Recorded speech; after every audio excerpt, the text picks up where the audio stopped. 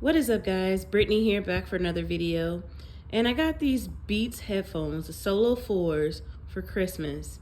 And it's time for me to charge them. Now, when I look in the box or the bag that they come in, there's only a charging cable, but it does not have a charging block. So when I take this out, it happens to be USB-C. So you're gonna have to find a USB-C charging block to go with this.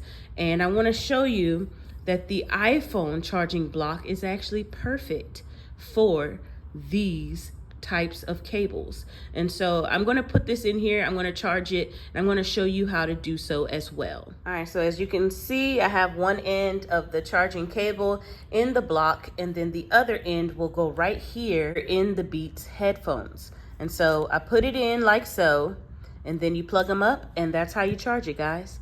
Hope you enjoyed this video. Don't forget to like, comment, and subscribe, and I'll see you in the next video. Peace.